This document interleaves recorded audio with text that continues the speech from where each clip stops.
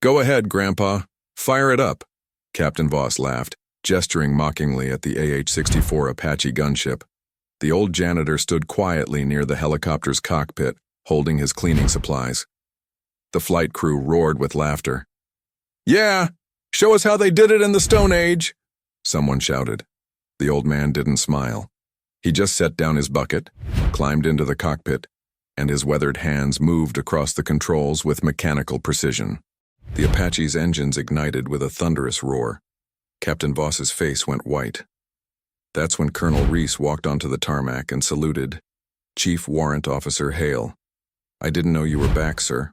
The captain had just mocked the man who'd logged more Apache combat hours than anyone alive. Where are you watching this story from? Let us know in the comments. If this journey of valor touched you, consider subscribing to Silent Veterans and help us give a voice to more incredible stories of our silent veterans. Fort Campbell, Kentucky, home of the 101st Airborne Division and the Army's most elite helicopter units. The base sprawled across 105,000 acres of Tennessee and Kentucky, its skyline dominated by the distinctive silhouettes of Blackhawks, Chinooks, and the fearsome AH-64 Apache attack helicopters. On the southern edge of the airfield sat Hangar 7, a massive structure that housed the 1st Battalion, 101st Aviation Regiment. Inside the hangar, the air smelled of jet fuel, hydraulic fluid, and metal. The concrete floor was stained with decades of oil and grease. Fluorescent lights hung from the ceiling, casting harsh shadows across the rows of helicopters in various states of maintenance. It was 1400 hours on a Friday afternoon. The weekend was approaching, and the hangar buzzed with activity as flight crews performed post-mission checks and mechanics swarmed over birds that needed repairs. Near the center of the hangar sat an AH-64D Apache longbow, one of the most lethal attack helicopters ever built. Its stub wings bristled with Hellfire missiles and 70mm rocket pods. The 30mm chain gun hung beneath its nose like the fang of some mechanical predator. The aircraft was being prepped for a training exercise scheduled for Monday morning. Standing near the Apache's nose, clipboard in hand and swagger in his stance, was Captain Derek Voss, 29 years old, an Apache pilot with 4 years in the cockpit and an ego that could be seen from orbit. He wore his flight suit like a fashion statement, the sleeves rolled up to show off his forearms, his survival vest covered in patches from every base he'd ever visited. His Ray-Ban aviators hung from his chest pocket. He had the kind of confidence that came from being very good at his job and knowing it. He was holding court with his crew, Chief Warrant Officer 2 Jason Blade, Martinez, his co-pilot, and Specialist Kyle Jennings, a young crew chief who worshipped the ground Voss walked on. "I'm telling you," Voss said, his voice carrying across the hangar. "The simulators are getting so good, you barely need stick time anymore. I can teach a brand new pilot how to fly this bird in 6 months, tops. Back in the day, guys spent years just learning how to hover." Martinez nodded. "Technology's changed everything. The targeting system does half the work now. Point, click, boom." "Exactly," Voss said, slapping the Apache's fuselage. "This machine practically flies itself. The old guys act like they're gods because they flew Cobras in Vietnam, but those things were death traps. This," he gestured at the Apache, "this is a killing machine that even a kid could fly." That's when Walter Hale walked into the hangar. Walter was 76 years old. He was short, maybe 5'7", and thin, his body bent slightly by age and old injuries. He wore a simple gray janitor's uniform with his name embroidered on the chest. Walt. His white hair was cropped in a military buzz cut. His face was weathered and lined like old leather. He pushed a rolling cart loaded with cleaning supplies, mops, brooms, spray bottles, rags. He'd worked as a civilian janitor on Fort Campbell for the past 12 years. Most soldiers didn't even notice him. He was just part of the background, an old man who cleaned the hangars at night and disappeared before morning formation. But as he pushed his cart past the Apache where Voss was holding court, his eyes lingered on the helicopter. Not with curiosity, with something else, something deeper. Voss noticed him and grinned. "Hey, Walt, come here for a second." Walter stopped, his hand still gripping the cart handle. He looked at Voss with pale gray eyes that had seen too much. "Yes, sir." "You ever fly one of these?" Voss asked. his tone dripping with mock seriousness. He was playing to his audience now, and Martinez was already grinning in anticipation. "Long time ago, sir," Walter said quietly. Voss's grin widened. "Oh yeah? What did you fly? A Huey? One of those old Cobras?" "Cobra," Walter said. "And others?" "Others," Voss repeated, laughing. "Right. Well, things have changed a bit since the Stone Age, Walt. This isn't your grandfather's helicopter." He slapped the Apache's landing gear. "This baby's got digital fly-by-wire, integrated sensor suites, millimeter wave radar. You probably don't even know what half that means." Walter didn't respond. He just looked at the Apache with those distant gray eyes. Martinez chimed in, sensing an opportunity to impress the captain. "Yeah, Walt, back in your day, you guys were basically flying blind, right? No GPS, no thermal imaging, just Mark I eyeballs and a whole lot of luck." Jennings and the young crew chief laughed. "My grandpa was in Nam. He said flying helicopters back then was basically a suicide mission. Said they lost birds left and right." Voss nodded sagely, as if dispensing wisdom. "That's because they didn't have the training we have now. Didn't have the systems. Hell, I bet half those old pilots couldn't even start this bird if their lives depended on it. Too much computer, not enough stick and rudder for them to understand."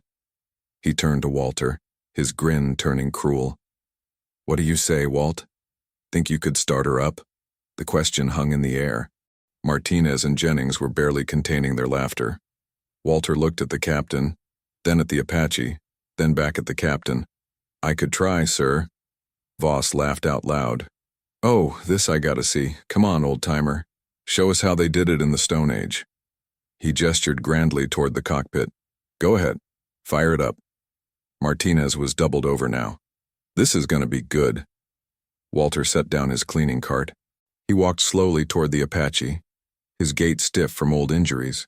He placed a weathered hand on the fuselage, running his fingers along the metal as if greeting an old friend. Then he climbed into the front seat, the pilot's seat. The laughter died down slightly. Voss, Martinez, and Jennings watched with amused curiosity as the old janitor settled into the cockpit. His movements were slow, but deliberate. He adjusted the seat. He pulled the harness straps over his shoulders. His hands moved across the control panel, not randomly, but with purpose. Walt," Voss called out, his amusement fading slightly. "I was kidding, man. You can't actually." Walter's hand found the APU start switch. He flipped it. The auxiliary power unit roared to life with a high-pitched whine. The Apache shuddered as hydraulic systems began pressurizing. Lights on the instrument panel flickered on, bathing the cockpit in a soft green glow. Voss's smile vanished. "Wait. Stop. You can't." Walter's hands moved with practiced precision. He engaged the starter for the first engine. The turbine began to spin, slowly at first, then faster, the sound building from a whine to a roar. The rotor blades began to turn. Then he started the second engine. The Apache came alive. The rotor blades accelerated, their womp-womp-womp filling the hangar like a heartbeat. The turbine screamed. The aircraft rocked slightly on its landing gear as the systems came fully online. Warning lights blinked, then cleared. The targeting system initialized. The heads-up display flickered to life. Voss's face had gone white. Martinez stood frozen, his mouth open. Jennings looked like he might throw up. "Shut it down!" Voss screamed over the roar of the engines. "Shut it down right now!" But Walter wasn't done. His hands moved across the weapons panel. The 30mm chain gun traversed smoothly, left to right. The stub wings adjusted slightly as the weapon systems ran through their self-checks. The targeting reticle appeared on the HUD, tracking smoothly across the hangar wall. Then Walter shut it down. The engines spooled down. The rotor blades slowed. Within 30 seconds, the Apache was silent again, sitting on its gear like it had never moved. Walter climbed out of the cockpit slowly, his joints protesting. He walked back to his cleaning cart without a word, his face expressionless. Voss just stood there, staring at the Apache, his mind trying to process what had just happened. Martinez looked like he'd seen a ghost. Jennings was actually pale. "What the hell was that?" Voss whispered. That's when they heard the voice behind them. That, Captain, was a masterclass. Colonel Andrew Reece stood at the entrance to the hangar, his arms crossed, his expression unreadable. He was 53 years old, a career aviator with 30 years in the cockpit and a chest full of ribbons that included 2 distinguished flying crosses and a silver star. He commanded the entire aviation regiment, and when he spoke, people listened. He walked toward them slowly, his boots echoing in the now silent hangar. His eyes were locked on Walter, who stood quietly by his cleaning cart. "Captain Voss," Colonel Reece said, his voice calm, but carrying an edge. "Did you just tell Chief Warrant Officer 5 Walter Hale to start that Apache?" Voss blinked. "Chief Warrant Officer? Sir, that's Walt. He's a janitor." Colonel Reece stopped in front of Walter. Then, to the shock of everyone watching, he stood at attention and saluted. "Chief Warrant Officer 5 Walter Hale," the colonel said, his voice resonating through the hangar. "Sir, I didn't know you were back. It's an honor." Walter returned the salute slowly. "Just visiting, Colonel. Helping out where I can." Colonel Reece turned to face Voss, Martinez, and Jennings. His expression had gone from respectful to ice-cold. "Gentlemen, allow me to introduce you to a man you should have recognized. Chief Warrant Officer 5 Walter Hale, retired. He has more flight hours in attack helicopters than the 3 of you combined. He flew Cobras in Vietnam, 2 tours. He flew Apaches in Desert Storm, where he logged over 300 combat hours. He was one of the first pilots to qualify on the Apache when it was introduced in 1986. He helped write the Apache pilot training manual you all studied." The color had completely drained from Voss's face. Colonel Reece continued, his voice rising. "Chief Hale has flown combat missions in Vietnam, Panama, Desert Storm, Bosnia, and the opening days of Iraq. He has more confirmed vehicle kills than any attack helicopter pilot in U.S. history. He was awarded the Distinguished Flying Cross 3 times. The Soviets had a bounty on his head during the Cold War. His call sign was Reaper, and enemy forces in Iraq nicknamed him the Ghost of the Desert, because he could appear out of nowhere and disappear before they even knew what hit them." Martinez looked like he might faint. "And you," the colonel said, pointing at Voss, "told him to go back to the Stone Age. You mocked him. You laughed at him. You treated a living legend like he was a joke." Voss stammered, "Sir, I didn't know. He's wearing a janitor uniform. How was I supposed to?" "You were supposed to show respect to everyone," Colonel Reece snapped.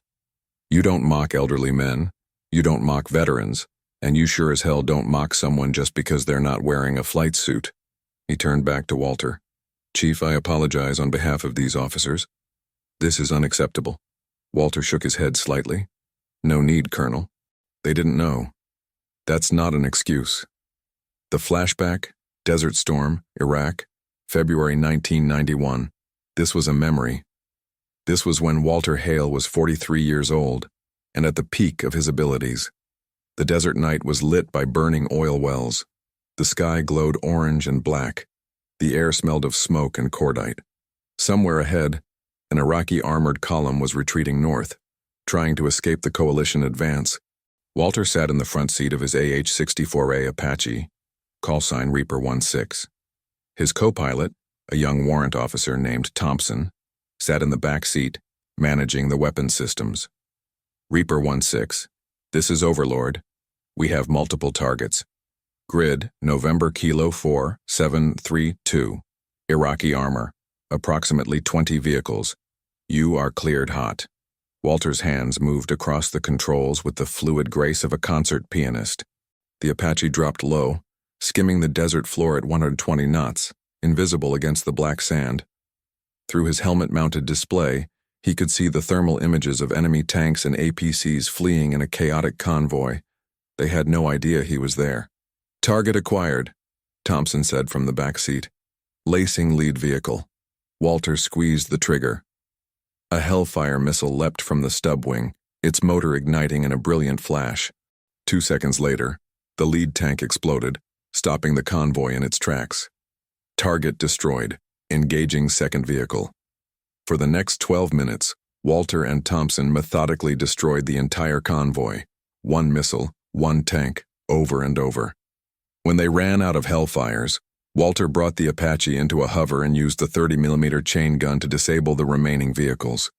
When it was over, 20 Iraqi vehicles were burning wrecks in the sand. Walter didn't celebrate. He didn't cheer. He just called it in. "Overlord, this is Reaper 1-6. Mission complete, returning to base." That night, he logged another 18 combat hours. It was just another mission in a war full of them. Colonel Reece gestured toward Walter. Chief Hale retired in 2005 after 36 years of service. He could have stayed. We wanted him to stay, but he'd given enough. So he came back here to Fort Campbell and took a job as a janitor because he wanted to stay close to the aircraft, because he still loves this life, even if he's not flying anymore. He turned back to Voss. "And you treated him like garbage." Voss's voice was barely a whisper. "Sir, I'm sorry, I didn't mean—" "I don't care what you meant, Captain. What I care about is what you did." Colonel Reece stepped closer. "Here's what's going to happen. You, Mr. Martinez and Specialist Jennings are going to spend the next 3 months assisting Chief Hale with whatever he needs. You're going to carry his cleaning supplies. You're going to help him maintain this hangar. And you're going to listen to every story he's willing to tell you." "Yes, sir," all three said in unison. "Additionally," the colonel continued, "I'm instituting a new training requirement. Every Apache pilot on this base is going to attend a seminar on the history of attack aviation, and Chief Hale is going to lead it." He turned to Walter. "Chief, would you be willing to do that?" Walter looked at the 3 young men standing in front of him, shame written across their faces. Then he looked at the Apache, still and silent on its landing gear. "I'll do it, Colonel," he said quietly. "Thank you, sir." The briefing room was packed. Every Apache pilot from the 101st Aviation Regiment had been ordered to attend. 43 pilots in total, ranging from fresh warrant officers to seasoned lieutenant colonels. They sat in rows of chairs facing a podium and a large screen. Most of them had heard rumors about what happened in Hangar 7, but no one knew the full story. At the front of the room, standing beside the podium, was Walter Hale.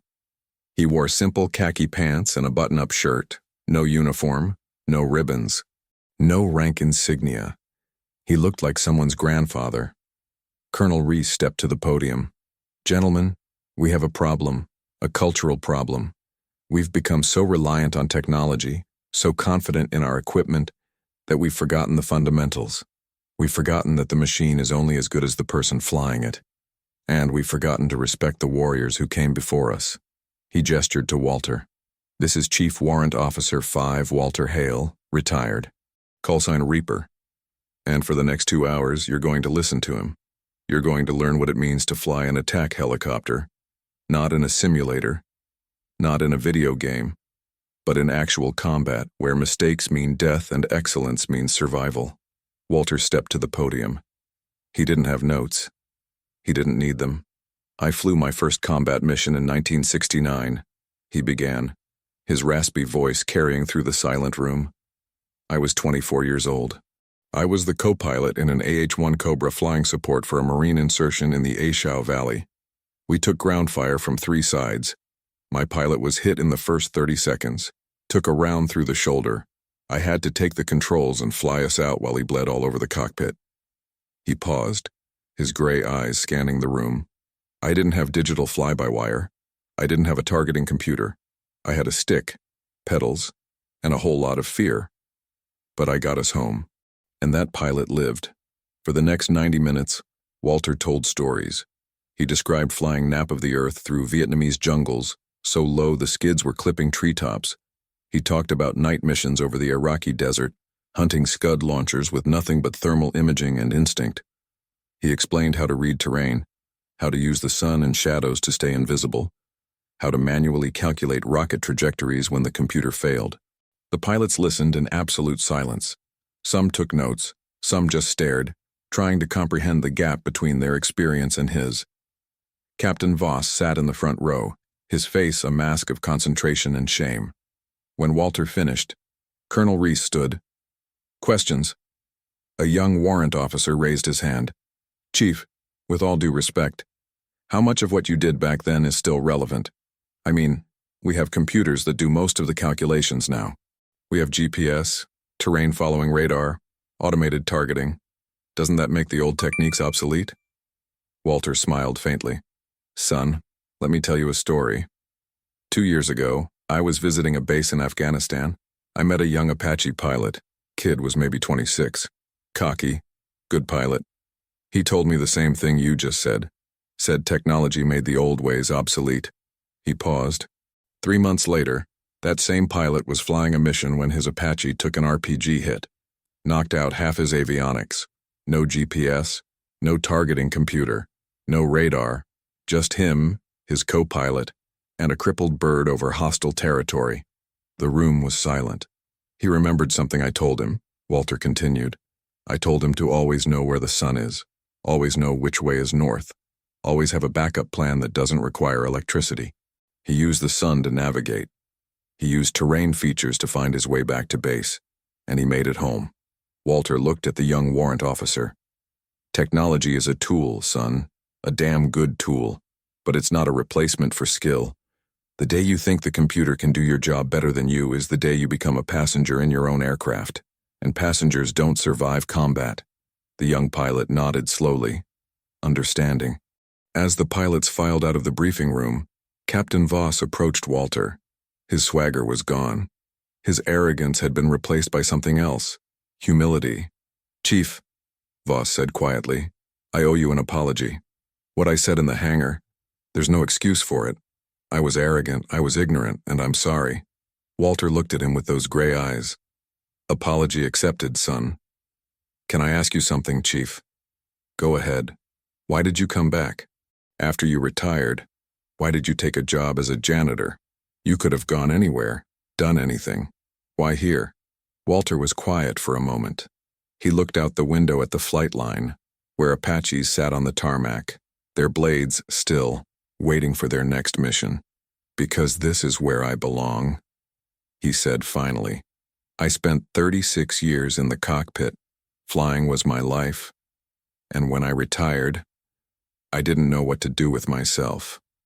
So I came back here. I clean the hangars. I sweep the floors. And every night I get to be close to the birds. I get to hear them start up. I get to watch young pilots like you learn to fly them. He turned to Voss. I'm not flying anymore. But I'm still serving. In my own way. Voss felt his throat tighten. Thank you, Chief. For everything. Walter clapped him on the shoulder. You're a good pilot, son. You just needed to learn that being good isn't enough. You have to be humbled too. Because the day you think you know everything is the day you get yourself killed. I understand now, Chief. Good. Now get out of here. You've got a training flight in an hour. 2 months later, the sun was setting over Fort Campbell, painting the sky in shades of orange and purple. In Hangar 7, the day shift had ended, and the night shift was just beginning. Walter pushed his cleaning cart through the hangar, moving between the rows of silent helicopters. He'd done this thousands of times over the past 12 years. It was routine, familiar, comforting. But tonight was different. Tonight, Captain Voss was waiting for him. Evening, Chief, Voss said, standing beside an Apache that gleamed under the hangar lights. It had been freshly washed, every surface polished to perfection. Evening, Captain, Walter said, stopping his cart. What's all this? This, Voss said, gesturing to the Apache, is for you. The whole squadron pitched in. We detailed it ourselves, cleaned every inch, polished the glass, checked every system. Walter looked at the helicopter, then at Voss. Why? Because you deserve it, Chief. You spent your life taking care of these birds. It's time someone took care of one for you. Walter felt something tighten in his chest. He walked slowly to the Apache, running his weathered hand along the fuselage. The metal was cool and smooth under his fingers. There's one more thing, Voss said. He reached into his flight suit and pulled out a small wooden box. He opened it, revealing a set of Chief Warrant Officer 5 rank insignia, the same rank Walter had held when he retired. Colonel Reece wanted you to have these, Voss said. He said you never stopped being a chief. You just stopped wearing the uniform. Walter took the box, his hands trembling slightly. He looked at the insignia, then at Voss. Thank you, Captain. No, Chief. Thank you. For a moment, the two men stood in silence, the younger pilot and the old warrior, separated by decades but connected by the same love for the machine that stood between them. Chief, Voss said quietly, would you be willing to fly with me sometime? Just once. I'd like to learn from the best. Walter looked at him, then at the Apache. A faint smile crossed his weathered face. I think I'd like that, son. The Apache lifted off from the Fort Campbell flight line at dawn, its rotors cutting through the cool morning air. In the front seat, Walter sat with his hands on the controls, his eyes scanning the horizon. In the back seat, Captain Voss managed the systems, watching and learning. They flew for an hour, Walter demonstrating techniques that couldn't be taught in a classroom or a simulator. How to read the wind by watching the grass below. How to use the terrain to stay invisible.